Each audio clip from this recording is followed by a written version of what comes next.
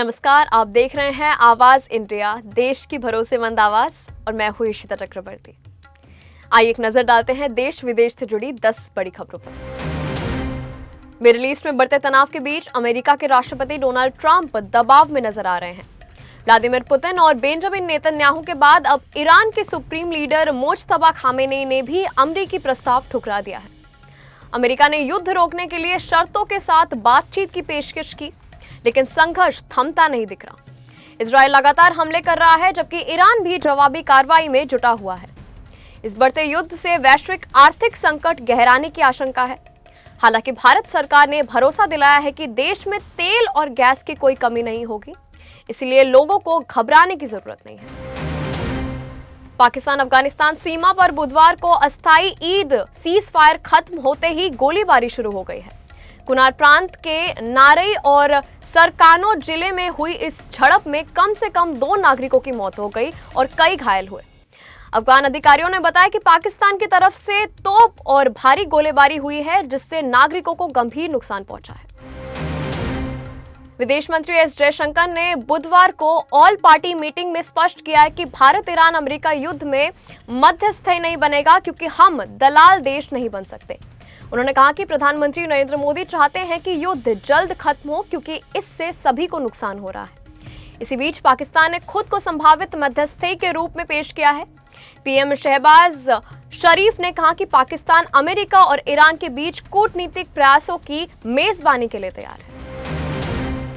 जम्मू कश्मीर में सुरक्षा बढ़ाई गई है। खुफिया इनपुट के आधार पर पूरे केंद्र शासित प्रदेश में हाई अलर्ट जारी कर दिया है। जानकारी के मुताबिक आतंकी संगठन सुरक्षा बलों को निशाना बनाकर आईईडी से हमले की साजिश रच रहे हैं। सुरक्षा एजेंसियों को पेट्रोलिंग और ऑपरेशनल मूवमेंट केवल बुलेट प्रूफ वाहनों से करने और संवेदनशील इलाकों में अतिरिक्त सतर्क बढ़ाने के निर्देश दिए गए हैं। लंदन के हाई कोर्ट ने नीरव मोदी की भारत में प्रत्यार्पण की याचिका खारिज कर दी। नीरव मोदी पर पंजाब नेशनल बैंक के 13,000 करोड़ के घोटाले के आरोप हैं।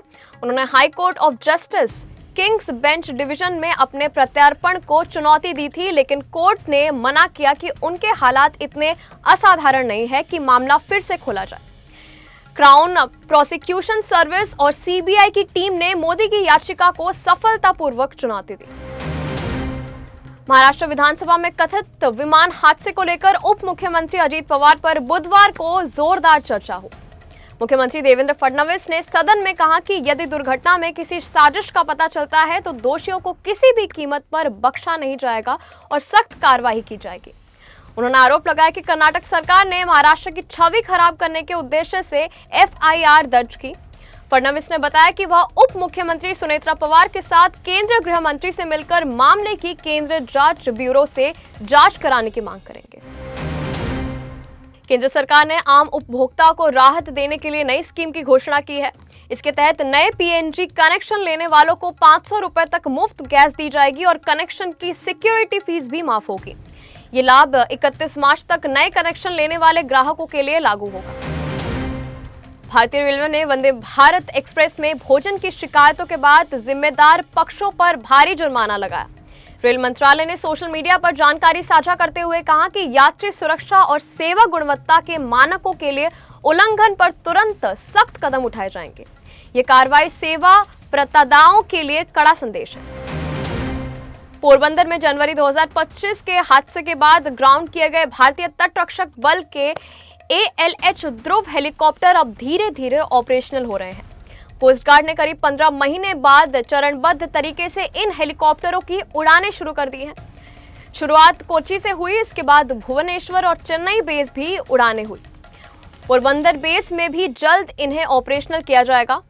हेलीकॉप्टरों की उड़ान सीमित समय के लिए की जा रही है और लगभग 100 घंटों की उड़ान के बाद उनकी विस्तृत तकनीकी जांच होगी। रामनवमी भगवान राम का जन्मोत्सव मनाया जाएगा और आज रामनवमी का पावन त्योहार है, जो भगवान राम के जन्मोत्सव के रूप में बड़ी श्रद्धा और उत्साह के साथ मनाया जाता है। पौराणिक मान्यता के अनुसार चैत्र मास के शुक्ल पक्ष की नवमी तिथि को अयोध्या के राजा दशरथ के घर भगवान राम का जन्म हुआ था। ये त्योहार चैत्र नवरात्रि के अंत और बुराई पर अच्छाई की जीत का प्रतीक है। मुख्य उत्सव अयोध्या में दोपहर के समय रामलला के प्राकट्य और सूर्य तिलक के साथ हर्षोल्लास के साथ मनाया जाएगा। अब तक के लिए बस इतना ही। आप देखते रहिए आवाज इंडिया, सच्चाई की खोज।